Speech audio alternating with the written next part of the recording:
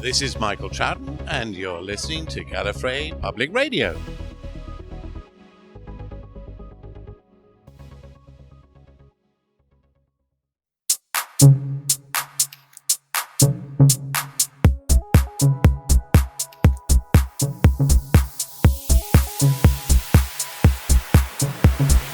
This is Gallifrey Public Radio, dedicated to positive enjoyment of Doctor Who.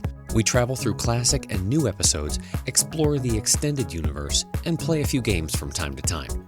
We do discuss news, content that has been officially released, and the occasional interesting rumor, but we'll warn you before anything considered spoilers comes up. Welcome to episode 517 of Gallifrey Public Radio. I'm Julie. I'm Kier. And I'm Jay. This week, we're discussing the proverbial elephant in the room, the anachronistic jukebox that stands out so clearly in the 15th Doctor's TARDIS console room. Joining us today in the conversation about a musical source is a musical source we happen to know, New York-based jazz pianist and composer Jess Jurkovic. Welcome. Hello. Thank you. Thank you for having me. Thank you. We had some related conversations at some cons that we've shared space over the last calendar year or so. And as Julie had mentioned before we started recording, it seemed only right that we get a chance to continue the conversation on our terms and record it for everyone else to listen to our theories. So where do we begin? What's the high level, like, what does everybody think the reason behind this is? Like, is it just set decoration, or do we think there's more to it? I would be shocked if there wasn't anything more to it, especially because we've already had some tastes of what could be in there with some of the clips we've heard in the trailers and so on, and the Christmas special is not quite fresh in my mind, but I think there must have been at least one in there. I forget. You can improve my memory. But it feels like that's going to be significant. I mean, we got a musical number in the Christmas special. Are we going to get more of that? Maybe we will. It looks like that's a direction that they're going. But what's nice about the idea of a TARDIS jukebox is that it could be really diverse, theoretically, in terms of the music that they source, not just, the music that Russell Davis grew up with, but, before and current and everything. It could be very exciting and stimulating. I hope they go for a wide breadth of styles of music. I'm wondering too about a potential connection to, I think it was during the 23 specials. Specifically during the 14 and Donna little triad that we had. And there was the fact that the setup for Wild Blue Yonder was the TARDIS belting out this war rallying tune, which was unusual. I don't really recall any time where the TARDIS sort of took upon itself to provide anything other than a subtle ambient pad of noise under the rest of the, or cloister bells. If you heard those, things were going horribly wrong. But it felt like it was some way kind of a tee up to where things were headed in this accompaniment vein. So kind of jumping off what you're saying specifically, Kier, I think that for me, the jukebox might represent the TARDIS's voice. And what we've heard before from the TARDIS is the cloister bells as a warning chime. And so I'm hoping that by adding something that becomes not just like an overall sound coming from the TARDIS, but something to, if it is allowed, for it to play music that is related to what either the TARDIS is feeling, where they're going. And so it's the TARDIS sort of giving them entrance as we know that they're going to be changing outfits and dress settings and stuff like that too. So if the TARDIS is allowed to be part of that, and this is the physical manifestation of that so that they can interact with it, that would, for me, would be really fun and what I'm hoping for. And I cross my fingers, because if it's not that, then I'll just be like, oh, okay, cool, it was music, but also, like, that'd be fun. I can't see it being just set dressing, because you have this vast space that's just very blank. It is a blank canvas for any number of lights and stuff like that, but there's very little in the way of decoration. So for them to throw this one thing in there that stands out like a sore thumb, I mean, this isn't Eccleston or Tennant's, grunge phase TARDIS where there's stuff all over the place. It's not a Studio Ghibli background. This is something that it doesn't matter what angle you're looking from, you're going to see that and it's going to stand out. So there's no way it's just like, we need something in here. What are we going to throw? It's got to have some meaning behind it. What that is, I don't know. I'm excited to find out, but I know there's got to be something to it. I wonder, and Jess, maybe you might be able to speak to this.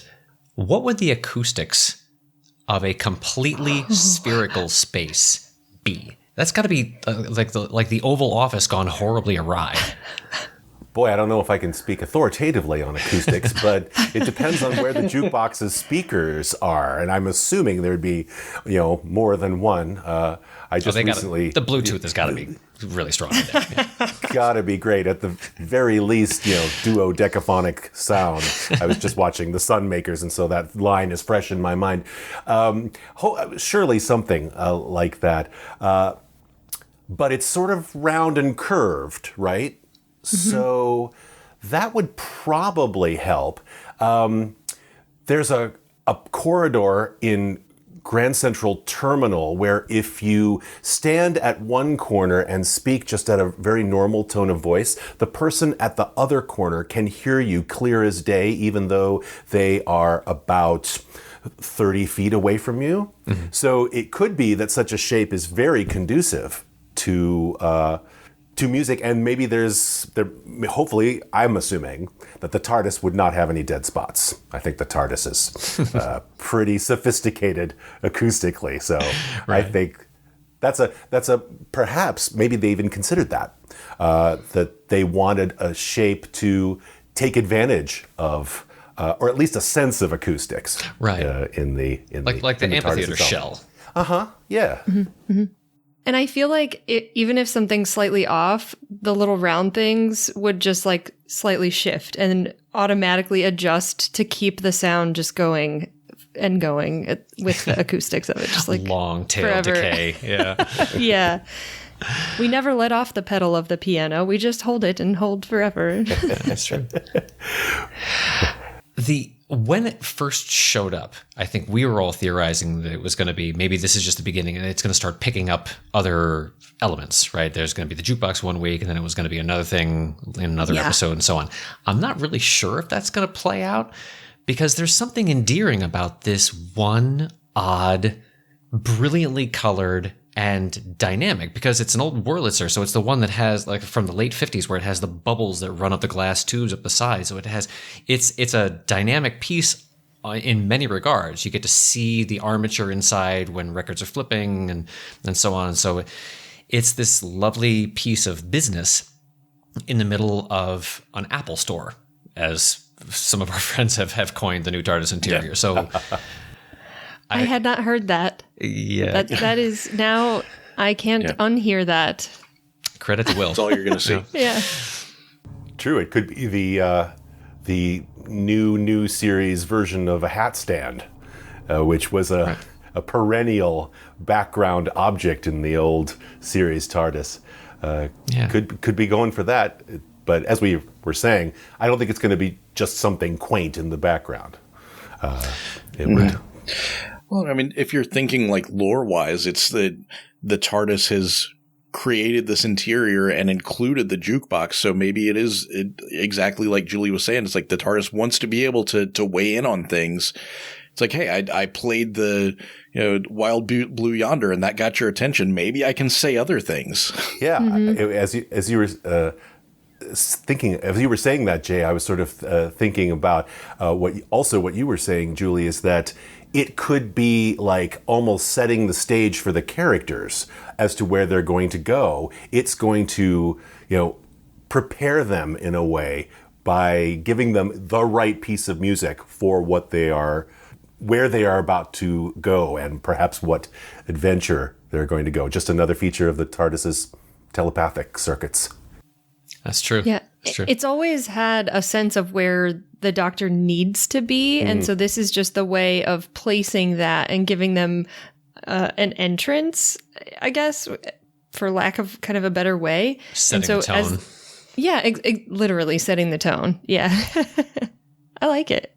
So with that, what would I know we have, and I haven't looked because spoilers.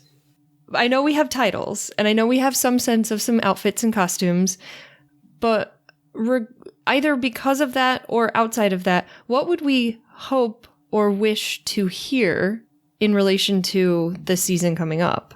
My wish was met with the trailer that we just received, because we've got Bowie. That was a miss during the classic era that I think that many producers were probably kicking themselves for in the decades to follow. I can't think of anything that would speak more to that combination of whimsy and quirkiness and a winning smile with this strange element of darkness just under the surface that you're not sure if you want to inquire about. Just all of those things that come into the Doctor and friends having adventures, but occasionally in distress. And Bowie's career, as far as the tonality of a lot of the more epic releases and thematic material, I think combines with that so well, along with some of the disjointed nature of a lot of his lyrical composition, which sort of goes along with the idea of being scattered across time. So that seemed like the natural pairing for me. So when the trailer dropped and we were able to get changes in there, I was set. I'd love to hear more, but that alone, that ticking that box satisfied me. So you're good. You don't need to watch what's coming up. You're just like, that is good. Just one trailer. Okay. I'll just go listen to Ziggy Stardust and I'm done. I love the emotion and excitement that Murray Gold is able to put into his scores. So I don't think that we need anything like foreboding or, like super heartfelt or anything like that. Like, I think that Gold can cover those bases pretty well. The thing that I'm hoping for is like, there's a sense of fun when you throw in the upbeat pop music that I don't think that you're going to get from the standard composing that you typically have in the show. So like, things like, I mean, the Spice Girls was just, you're not going to get that from Murray Gold, but it added so much to the story. So I don't have anything specific that I'm hoping to hear necessarily. I hope they go with more like pop music just to lighten the mood sometimes, because you need it. I think you're right about Murray Gold's bona fides, Jay, is that he's certainly keyed into a pop sense as well as, the ability to write for orchestra and make those emotional cues for us that we all remember. Funny, I was brought into mind the series Sex Education, which Ncuti Gatwa was obviously a star of, just finished very recently, at least on our screens. And I started to think about the possibility of Doctor Who as having a regular, for lack of a better term, pop music soundtrack, as Sex Education did. There were specially made cues, but a lot of it was, the mood was fulfilled by just the right song from, this artist or that artist, and when you recognize it, you're taken back to a time and place. I wonder if they'll actually go in that direction, like some of the score, quote score, the soundtrack is a better word, some of the soundtrack might be more of that, and maybe even a little less of Murray Gold. But Murray Gold certainly is capable of writing his own pop songs, as we've seen, or songs in general. Goblin song, anyone? So, so it could certainly go in that direction. Like I say, I guess I have kind of old school tastes anyway.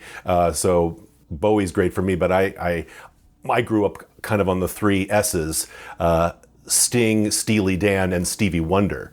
That would thrill me if any of those found their way there. But at the same time, we're now dealing with just to be practical about it, we are dealing with a Disney company. We're very likely, if we're going to get anything to perhaps deal with a little bit more Disney properties or Disney connections with the music. I'm not saying that we're going to suddenly hear Someday My Prince Will Come from Snow White, but we are more likely. That might narrow down the field of what we might hear. And actually, Kira, I kind of wanted to mention something that you had brought up. I think the classic series would love to have done something like that, but you'll notice there's almost a complete absence of any music of those styles, those currencies in classic Doctor Who. And I think that might have been a money thing. You know, I was thinking the same. Right from the beginning, we don't get the Beatles, we get John Smith and the Common Men, which is a library track, you know. So so I feel like that was a lot to ask. I mean, it was a big deal for me when Courtney Pine appeared playing sax on Silver Nemesis, playing his jazz quartet. So it didn't seem as feasible, and I wonder how much of it was a money thing. And then, 2 episodes into the new series, we get Toxic. So different time, different resources. Absolutely. Yeah. And now, as you say, with Disney there as a lever to push a lot of those rights and holdings for the material, it opens up a massive library, both of their own properties and just their ability to be able to kind of pull sway on other pop material that they like to make use of. And I think finding that sort of dovetail or the balance between what we have come to expect from Gold as far as driving the emotional core of scenes or the frenetic nature of chase sequences or things of that nature, or slamming us in the heartstrings with the long songs and those sorts of compositions. I don't think those have to necessarily step back to make room for a more conventional or popular soundtrack. If it strikes that, I guess this is more of an American practice of using the pop material as your transition pieces, and then you'd have your scores within scenes. But when you're doing when you're montaging to the next thing, or you're getting your hard wipe to the next sequence, that's your opportunity to get 15 seconds of quick material from something to say, hey, kids, we're moving on to another location now. Here's that tune you just had on the radio last week, and bip, bip, bip, bip, bip. So, I mean, I hope it's not ad filled. Well, no, I'm hoping they paid for the premium Spotify at least. I mean, at least. Well, and I think part of that is, like you're saying, the Disney money. I think that does open some doors that potentially either they would have said, oh, pie in the sky, we're not really going to get that. But now we do have the opportunity for that. So hopefully that's where some of this backing and support puts us, whether or not we ever learn if that's where that's coming from or where that's going. I don't know if that even really matters, except to say, hopefully it does fit into the stories if that's how it's going to go. If we're going to get a lot of music per episode or something like that. Mm-hmm. So it's not just like thrown into it because this is a set piece that we want to use and make use of, and that it's not overused and, oh, there goes that thing again, or kind of like knocking into it and all of a sudden it's playing, or having to cut scenes to stop it. I don't know. But one thing that I am hoping to see is sort of a dance tune. But because I know that they have some really cool classical outfits, I want to see them do like a standard, and have the music come from the TARDIS. So like, and listeners, I have my hands up and I'm doing like the hands movie walkie kind of. I don't know what that dance is called. She's gesturing what would be some sort of a. So picture, Julie. Let me see if I'm walking correctly with you here. You're seeing a sort of a timey-wimey interpretation of a current pop tune, a la Knight's Tale and Golden Years. Sure. Yeah, something like that, where we get like a square dance sort of line. It doesn't necessarily have to be current. It could be fitted of the time, but I just think that would be so fun. And with the outfits that we've seen pictures of, like that's the first thing I was like, I want that, because that's so formal, and I want to see them have fun with it, and I want the TARDIS to get to play in that space too. And that's another thing that I'm thinking will be a big benefit from all of this, is like they made the point in the 60th specials to point out, like, you know, the Doctor has been running the whole time. And so there's always been that kind of intensity and things like that. Having this jukebox in the TARDIS gives the chance to show a bit of downtime, show that it's not one adventure leading straight into the next or into the next. And, you know, have a moment where the Doctor and the companion can just relax and enjoy each other's company. And that makes the emotional hits of the intensity that much more. Mm-hmm. So I hope we do see a couple instances of them just relaxing and enjoying the music. I love that idea, Jay, actually, because being the old school fan that I am, or maybe, you know, old man yelling at a cloud sort of fan, one thing I miss in the new series is more moments of character and more moments of a little bit of repose building up to that. Of course, we get that. I'm not saying we never get that. But when an episode is 45 minutes long, you don't always have time for that.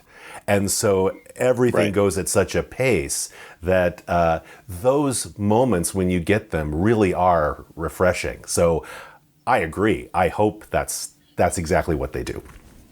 Yeah, those are the ones that stand out when things are coming at you. It's the ringing in your ears after a loud sequence ends, and you're left to notice just how quiet the silence is. That has a tremendous impact. So hopefully, I don't know if they've discussed what the average runtime for the episodes to come are going to be. If they're going to be continuing to try to push towards the hour mark as they had with the specials. Be great if they did. I mean, I would kind of expect so, if based on their distribution mechanisms at this point. But I know at least at present, they're still sort of minding for BBC and iPlayer release. So I don't really know where that's going to fall. As far as, you know, giving them just those couple of extra minutes here and there to just look at one another and sort of reflect on whatever traumatic thing they've just been through. I'm still, Jess, my head was still tumbling through what you had said about not recalling enough about the Christmas special to know whether or not there was a pop piece in there. I don't know the tune, but I know that when we first see the Doctor, it's in the nightclub. Of course. That's right. So, and that apparently was known material as well. It wasn't just something where they grabbed some sort of Creative Commons dance electronica track. It's a well-known piece. So that at least, you talk about enjoying it for the moment, because yes, I think the Doctor was there on an agenda because they're sort of keeping tabs on Ruby and her bad luck or her coincidental nature and such. But while you're there, screw it. You know, Doc Martens in a kilt and let's go. So I think and then what was Ruby's band playing? That was the other thing. I'm wondering, I don't recall the tune. I want to say it was a standard. It was sort of a kind of their take on an old crooner's standard, possibly holiday related. I don't really recall. I have to go back and listen to it again.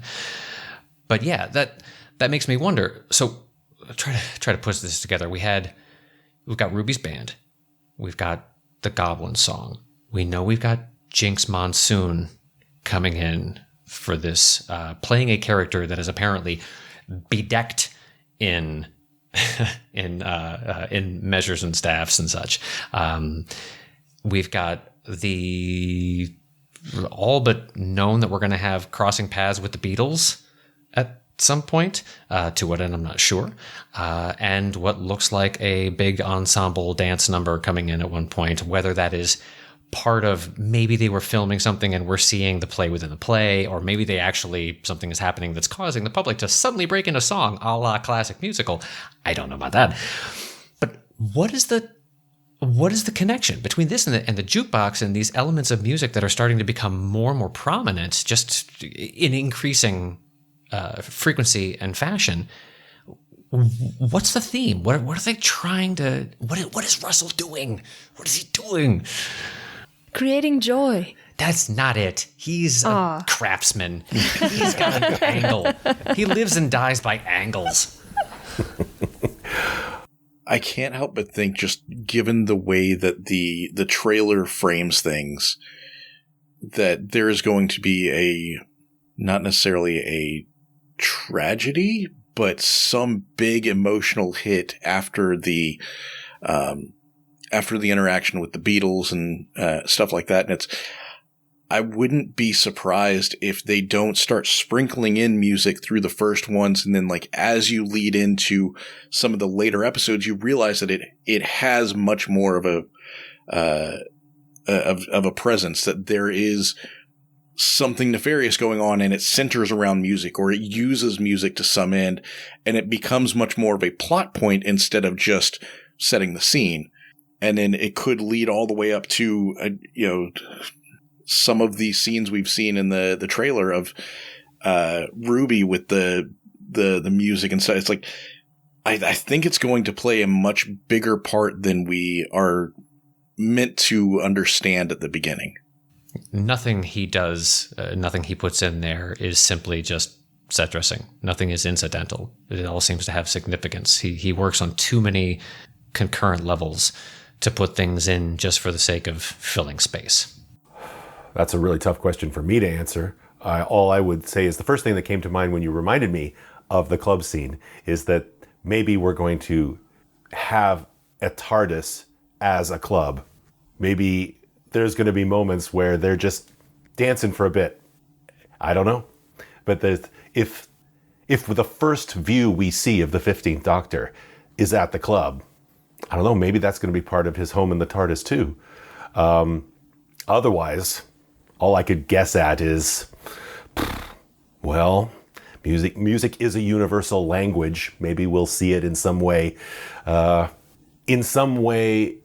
establishing a bond between alien peoples that he comes across, or something like that. That was out of left field. I don't know if I can go any further than that, but lots of different places one could go, especially when you're as creative as Russell T Davies is. And he's great at taking the idea and running with it, and running a long way, starting from what would seem like a very, reductive is the wrong word, but something very digestible and understandable that you could explain in 2 or 3 words. Sometimes it becomes the title. And then running with it and then making, an hour of drama out of it. I don't know. I'll be excited to see for sure. Yeah, I like that idea that it's going to be a language or something that can, almost like a replacement for math, which we always think of as the universal language, like shapes, math, numbers, it flows. But what if it is music, and there's the way that the TARDIS can then interpret, almost like a translator, that we've seen a lot of different methods used in other sci-fi series. And now we're going to see it do something like that, where music gets translated back and forth, but not like Bumblebee the car starts playing random snippets and like calls things out, right? But like actual emotional beats or things like that. That would be really neat. But yeah, I do think also similar to what you're saying, Jay, where I'm hoping that some of the little tidbits we've gotten so far open up a little bit more, and then it starts to become more involved, and it's not just hit you in the face with it right at the beginning and say, like the Doctor realizes, oh, TARDIS, it's nice to hear you, or something like that. If that is what it is too, and letting it kind of be more natural and, play with it as it goes along. I'm thinking like there's 2 main outcomes that I want the music being such a big part of it to come from. And like, one is I want songs to become so inextricably linked with what you see. I mean, you think of some songs that have been like, you can't hear Holding Out for a Hero now without most people thinking of Shrek. There are certain songs that are just so ingrained in the media that you hear them from. Like, I want something like that. I want something that's going to be so tied to Doctor Who that it gets related. And the other thing is just, I want the emotional punch to be heightened that much more. Like I recently just rewatched The Good Place for, I don't know, the fourth or fifth time at this point.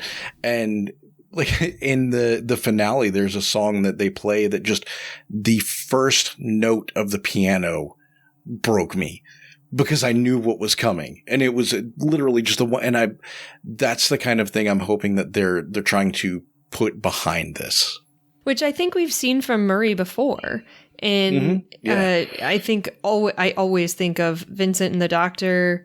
I always think of I Am the Doctor. I think that's those two are kind of the most iconic for me from his run.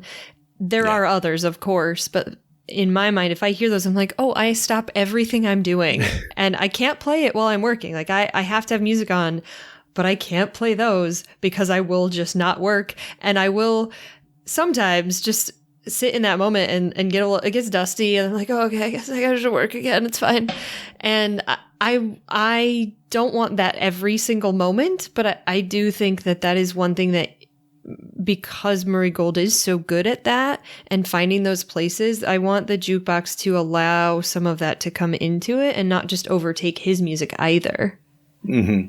Yeah, I'm sure they'll find a way to coordinate it. I mean, he'll be part of that decision making for sure as to what music will be his and what music will be brought to the production. I'm also wondering about the fact that of late we've had a lot of recognizable composers, and particularly film and television scoring composers, who have found either a niche or an occasional little exercise in interpreting pop material. Ramin Djawadi and everything that he did for Westworld is what stands out in my mind, because I go back and listen to those pieces all the time, and not just because of his particular take on stripping down a lot of recognizable material, but then also just the fact that the core material that he was using is my generation's stuff. I mean, we're listening to Nirvana and Radiohead and these things all being done in this very dark, sinister, minimal, cello and piano, just eerie as hell, and it has a great impact for the tonality of what that show was trying to bring forward. And I wonder, Bear McCreary taking Watchtower and songs like that, there's just that opportunity to be able to not only use the recognizable pop material, but also be able to put some kind of a spin on it that ties it to the property that it's being used for in terms of the nature of its particular spin, and also just creating something wholly new out of that take. I don't know if Murray's done that before. I don't remember ever hearing him like riff on other property in his compositions. Not really. I was thinking about that too recently because I had occasion to rewatch Daleks in Manhattan and Evolution of the Daleks. And what I actually found remarkable that I didn't remember is that right at the beginning, you get Rhapsody in Blue, but you don't get Murray's take on Rhapsody in Blue. You get a literal recording of Rhapsody in Blue. I actually found that kind of surprising because Murray's more than capable of doing his own version of that. And so it's interesting, again, that decision, when do you go with the original material and when do you homage the material? And so I'm sure he can, but I also wonder, he's much more likely, I haven't done very much composing that people know about, but I know enough about composers to think that he'd much rather do something of his own rather than necessarily be sort of riffing on someone else's work. I that's just a sense. I have no real proof of that, but just in listening to what he does, he's written his own songs. He's obviously the memorable themes that Julie mentioned. I think that's much more likely to happen where he is concerned, but hey, I don't know. A good composer, especially when they're working in media, is flexible. And so I would think there's some room for that to happen. It's true. I wonder if we'll get hints to that before he does any sort of like major interview to tell, spill the tea or whatever you want to say. But so along those lines of knowing, like, if we hear his compositions and then we hear just whole cloth, like we paid for the rights, this is that song, and you just get to hear that from the jukebox, or if we'll get different clues to that where we're getting his stuff, he pulls and the then bass line from something, or takes the chord progression from it and uses that as the theme. Oh, that'd be cool. Something like that would be really fun to see, and to see if it would definitely be telling as to whether he's involved in the conversation. I think he is. Like, his music, this is the thing that they do. But I wonder how that will play back and forth with, like, I think you started off with this, Kier, with like how the TARDIS's jukebox is part of the conversation, or is it just kind of brought in to play a little song every once in a while? But if he writes for it, does that mean that it is more of something earlier on in whatever we get for those episodes? I think that'll be, I always say this, but like, I can't wait to find out and see what that's going to look like. Right. What it will sound like. Right. I mean, it's, at least as regards the Beatles episodes, maybe it was the music that inspired the story that he ended up writing. And it could be that is the foundation of the whole thing, is a core song. Who knows? I'm just hoping for opportunities where there are all of these what sound like horrible puns in the dialogue, but the Doctor's actually just planting seeds for lyric ideas into John and Paul's heads. Oh, no. And he's just taking the opportunity to kind of, oh, look at this. Similar to kind of nudging in the direction of writing Frankenstein and from Via Dilettante. Yeah, exactly. Yeah, or I don't know what the name of Mavity is, because that's not where that came from. Like, it would be fun, but also, like, legit question, are you as a fan of the Beatles from the time, are you okay with that if the Doctor is really the one who gave them all of their stuff? 110%. Okay. Are you kidding? I'm just making sure. Are you joking? Have you met Kier? I don't. The two things you love the most in the world are one, and you didn't even realize until this year. It's end all be all. Come on, it's like Ouroboros just coming around. It's fine. Okay. Just making sure. I didn't know if that would be something where it's like, no, I need my my things separate, my history and my future. No. I don't want peanut butter in my chocolate, darn it. Yeah.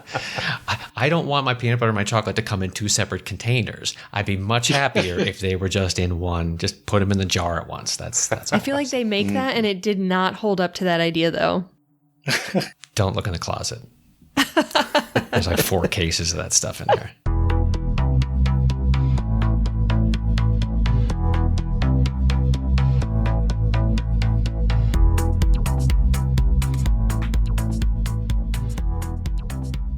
I don't think we've been able to draw any sort of definitive conclusions about what all of this is going to mean, but I think we've at least come to an agreement that it has the potential of being very far-reaching.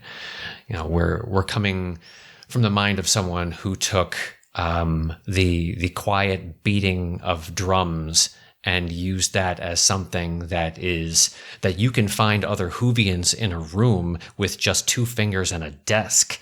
Very, very quickly. So for someone who understands the sort of infective nature of earworms, effectively, putting something in there subtly and then having it gain significance over time gives him carte blanche on being able to do whatever he wants to with this musical thematic element that they're obviously leaning into. But I mean, we want to be able to hear what you have to say about it. What are your theories? Are we completely off base, or have you already figured it out? Let us know what you think the solution is. And time is short because you only have about a month before you're going to be proven right or wrong. Right? And thank you so much for joining us, Jess. If people were looking for you and you were to want to be found on any social media outlets, what would they look for? If witness protection statute has I exhausted don't know. itself now. Some people don't really want to be out there and have people finding them, but some people do. It's true. If I told you, I would have to kill you. My two, Good night, everybody. I'm mainly on Twitter. Yes, it's called Twitter. And Instagram. I'm at Jess Jurkovic. It's a pretty easy name to find. There aren't a lot of us out there. Primarily, you will find my work on YouTube. I'm the creator of the Dudley Simpson is Doctor Who project. I've transcribed, performed, and analyzed over 250 Dudley Simpson clips from his 15 years in the classic series and turned them into over 50 pieces of piano music. So you can certainly find me there. I'm about to start a season 2.5, a little bit more research-based videos. So I've got a Patreon, patreon.com/Jess Jurkovic. If you are so interested, I'm about to put out a video on what I'm going to be doing for that season 2.5. So yeah, please find me and say hi. Fantastic. And thank you so much for having me. It was great to run into you at the last galley, and I really appreciate you asking me on to GPR. Our pleasure. Yes, Absolutely. thank you so much. And hopefully we'll see you again on the next time round coming up in August, which is still a little ways away, but That is true. the next thing. That is true. Yeah. I will strongly consider. Well, this has been episode 517 of Gallifrey Public Radio. Until next time, this is Jay saying, man, we've been recording way too long. Look, here comes the sun. Oh, well done, well done, well done. And this is Kier saying, everybody stop. TARDIS binary solo 110111011101110111011. And this is Julie saying, Mavity holds the universe together and beauty makes it float around, but music makes it sing. Okay. We'll see you next time. Alzi. Cheers.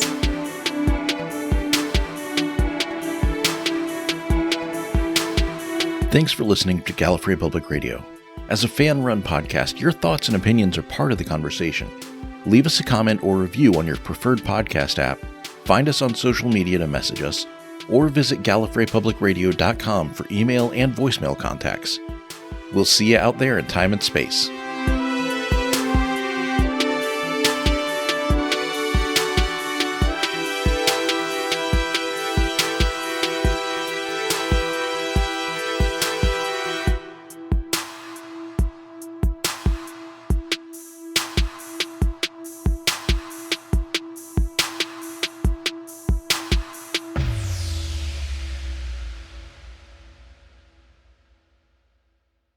Hi, this is Jacob. This recording of Gallifrey Public Radio is copyrighted in 2024. GPR is a fan-owned, fan-produced podcast. We'll see you next time!